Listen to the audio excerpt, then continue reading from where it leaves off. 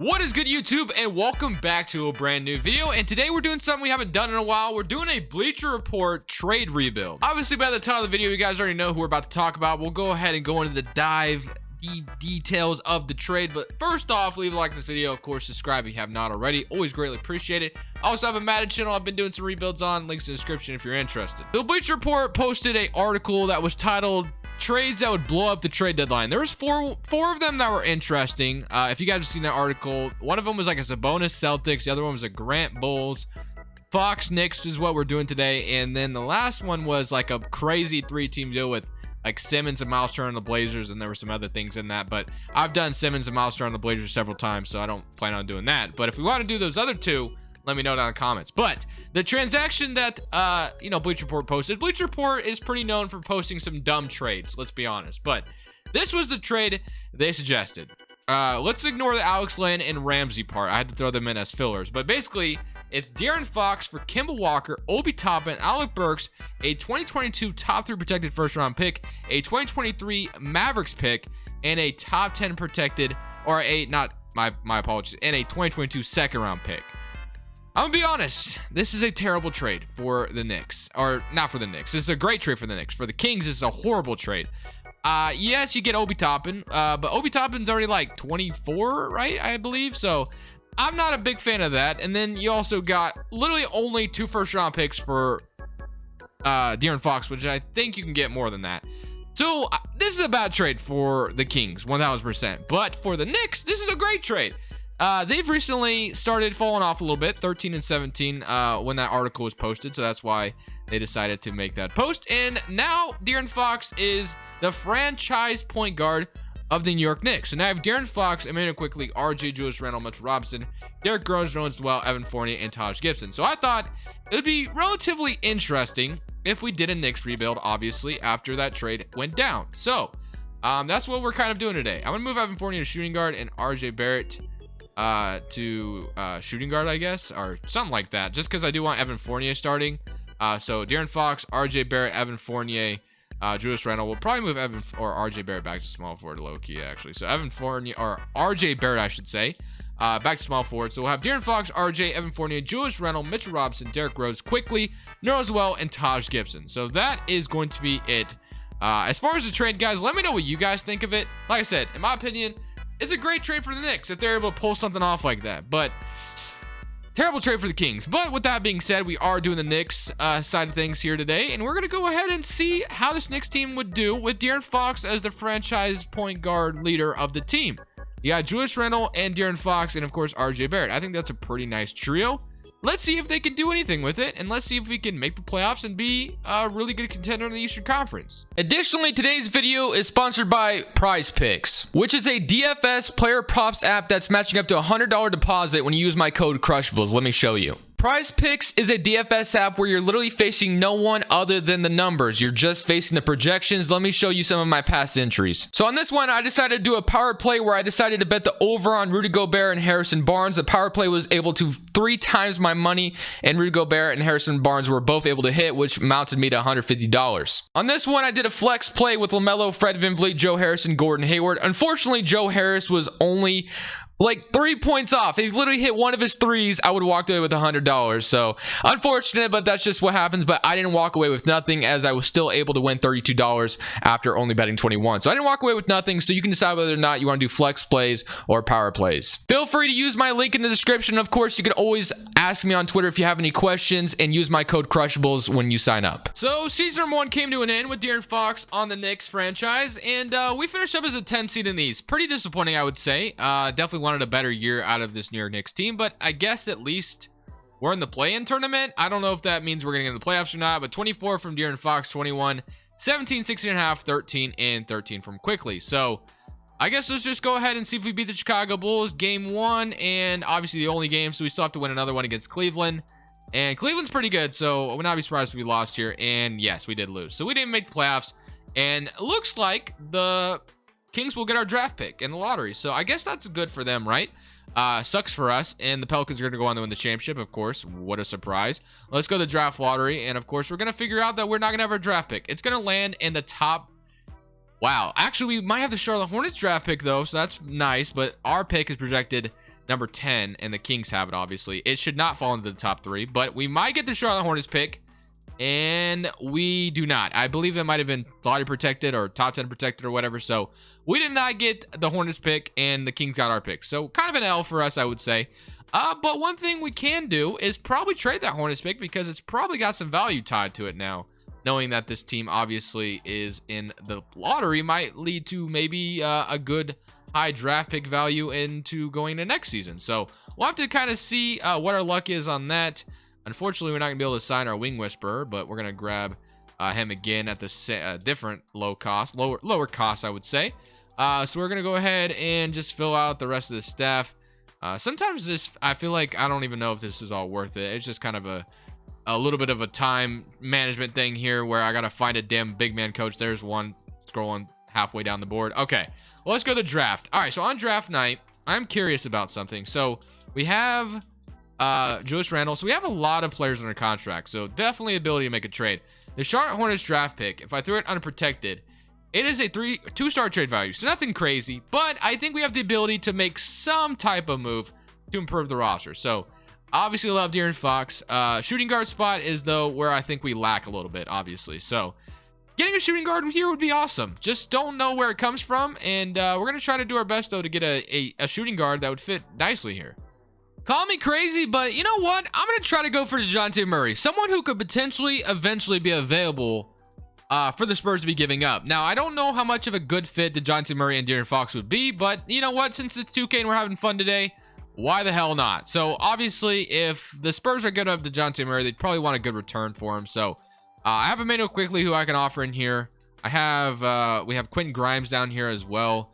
We have some value. So, we're going to offer this, and then I think we're going to have to throw in... We need to throw in Evan Fournier's money, or we could throw in Derrick Rose. Which one would I rather trade away is the question. We could even throw in Nerlens Noel money here and maybe not get rid of any of them. So, Nerlens Noel 2023, Quentin Grimes made it quickly for DeJounte Murray. I think that's a good offer, and the Spurs accept it. So now we have DeJounte Murray, which is just interesting to say the least. Wow, Fox goes down like crazy moving shooting guard. Murray only goes down 2 overall. So we'll have these two share the backcourt together, which is just an interesting combination to say the least. But it's different. I've never really done that before, so I feel pretty solid about it. Now I have RJ Barrett and Evan Fournier. We did give up a little bit of our depth though, so that's going to be maybe a problem we'll have to address. Derrick Rose is probably going to go down in overall, but since I do like Derrick Rose a lot, I'm going to go ahead and keep him. But for the most part, we can also re-sign Mitchell Robinson and feel pretty good about that. There's a lot of things we can do some good here. So we got probably a qualifying offer, a couple of them we do, and then we probably should have some money to sign someone decent. So Batum, Mitchell Robinson, I'm going to 1000% re-sign Mitchell Robinson, I think. It'd be an L to let him walk. So re-sign Mitchell Robinson, and then we can focus on using our taxpayers mid-level or whatever. So Beverly was available. We have a backup point guard. We have a backup small forward, and we don't really have anything else. So only a backup point guard and a backup small forward, really. So Batum, Whiteside, McGee, and his freedom is just always weird to see. Cody Zeller. I think I'm gonna go for Cameron Johnson. I think Cameron Johnson would be a solid fit there. So we'll have Cameron Johnson be our backup power forward, and then honestly, we could potentially even make another big trade if we really wanted to, but I'm not going to. Could I trade Evan Fournier away, or should I keep him as my 6th man? We can get Capella, which would be relatively interesting, low-key. Capella at the center spot, and then actually, you know what? I kind of like that idea. We are gonna have to give up. I don't know about that. No, I don't think we do that. I think we keep it the way it is. De'Aaron Fox, Derrick Rose. We need a backup shooting guard, if nothing else. So Damian Lee is pretty solid. We can give him a contract. We'll have Kevin Knox come back, which I guess is solid, but other than that, the bench gets a little thin running after that. Do we trade Derrick Rose is the question. He's got to go down in overall, but I do have a lot of respect for Derrick Rose, so I'm not sure I want to trade him. Alex Caruso popped up. Clint Capella again pops up. Markelle Fultz. We can get Cameron Thomas and Joe Harris. That would be interesting. Monte Morris and Zeke Naji. We have to trade a first-round pick. So the Nuggets get we get a young backup center and Monte Morris as a backup point guard. That's actually low-key kind of enticing, I'm not going to lie. But at the same time, don't really know how much better it actually makes us. We could trade Alex Len and get a second-round pick for Fred VanVleet. Cameron Payne and Landry Shamet, Malik Beasley, Larry Nance, Draymond Green, Dinwiddie. Okay. I kind of liked that Nuggets offer, I'm not going to lie. And I know Derrick Rose is going to go down in overall. That's my only problem with Derrick Rose. And I'm going to do it. I'm going to do this. I'm going to trade a 2022 or 2024 unprotected. We get Monty Morris and Zeke Naji to be our brand new backup center. So Zeke Naji instead of Alex Lynn. We're back in Mitchell Robinson. We have Julius Randle, Cameron Johnson, RJ Barrett, Evan Fournier, Damian Lee, DeJounte Murray, and then De'Aaron Fox and Monty Morris. I feel a lot better than having Derrick Rose go down like 3 overall. So I feel a little bad about trading Derrick Rose. Julius Randle going down overall is a little weird to me, but I guess it is what it is. Damian Lee went down 2 overall. Not really surprised too much by that. But I think we have a pretty good roster going into season number 2, I would say. So we can go ahead and take a look at this. We're going to load a 2023 draft class in real quick and see what our rotation is about to look like. Because with DeJounte Murray and De'Aaron Fox sharing the backcourt, this sounds like an interesting dynamic. So we have Murray and Fox, obviously, in the backcourt. RJ Barrett, Julius Randle, Mitchell Robinson. Pretty solid starting 5. Monty Morris, Zeke Naji, Evan Fournier, and Cameron Johnson. Really solid bench as well. Proficiency-wise is a 4-star defensive system, 4-star balanced, and that's it. So I'm going to leave it at defense. It looks like everyone fits defense decently well. I think Tom Thibodeau would also love having a guy like DeJounte Murray play defense for him. So we're going to go ahead and simulate season number 2 with the new additions, and let's see if we can have a better season than last year. De'Aaron Fox, DeJounte Murray in the backcourt with Julius Randle and RJ Barrett. I think only good things can come from this. At the end of the season, we went only 1 seed higher, so apparently 2K is trying to test my patience today. Rookie of the year goes to Paulo Banchero. Drummond's your 6th man, 80 defense player, Xavier Tillman most improved, and Willie Green is your coach of the year. So, yeah, I'm a little surprised by the underperformance of our team. I really thought we had something going this year. DeJounte Murray even made an all-defensive 2nd team, but unfortunately, it just did not translate well. We ended up being the 9th seed. Looks like, I guess it didn't show me my record there. What was our record? We went 40-42. Really disappointing. Looking at the player stats, we had 25 from De'Aaron Fox, 21, 17, 15. So, I mean, there was plenty of help out there. Not really sure what happened. Really disappointed by the record, 1,000%. So, I mean, maybe we sneak into the playoffs and upset the 8th seed or the 1st seed as an 8th seed. We'll see. I mean, this team is definitely good enough to compete. I'm not sure what this is all about. So somebody threw a game against Boston. Thankfully, well, actually, never mind. That's not true. So can we beat Boston? And we did. Okay, so now we have the opportunity to beat Detroit to go on to the playoffs to play the Cleveland Cavaliers. All right, let's see if we get to the playoffs. And we do. Okay, so I guess we made the playoffs after winning in the play-in. Looks like we had 20 from Cade Cunningham, 35 from Randall. Now we get to play the Cleveland Cavaliers. Fox, DeJounte Murray, we all know what we look like, but Cleveland has Garland, Okoro, Osmond, Mobley, Jarrett Allen, Markkanen, Kevin Love, AJ Griffin, Dylan Windler. I mean, what are the odds I would upset the Cleveland Cavaliers here? I feel like we actually have a good chance at it. Game 1, we're down 1-0. 32-31 from Fox. Does not matter. Game 2, we even it up. So we're not done yet. I think we at least push them to 7. I really do. At least 7 games, right? We got to at least push this team to 7. Come on. 3-2. Do we even beat them in 6? I told you we'd push them to 7 at the very least. Like, this team is good. I'm not sure why we had such a disappointing regular season. Can we get past them in the first round, though? That would be a huge W. Very close back and forth playoff game. Game 7, very big implications, obviously. If Cleveland were to lose to the 8th seed, that's pretty embarrassing. But trust me, it's happened to me plenty of times, so I know the feeling. It's a pretty close game. Tight, really tight, 4-point game. Cleveland has the opportunity, but it looks like we're going to upset them. 131-126, 31 points and 31. DeJounte Murray and De'Aaron Fox showed up for this game. And then we also got Garland 25 and 10, Isaac Okoro 19. So just like that, we were able to upset the Cleveland Cavaliers. So now we get the Philadelphia 76ers, which is going to be a taller task to do because we all know 2K loves Philadelphia. So game 1, let's see what happens. Game 1, we're up 1-0. Okay, good start. 25 and 18 from Joel Embiid, but 28 and 6 from RJ Barrett. Game 2, we're up 2-0. Game 3, we're up 3-0, and we beat them in 5. Yes, okay. We're in the Eastern Conference Finals as the 8th seed. It is actually kind of nice being the other side. I'm usually on the wrong side of this, is what I'm trying to say.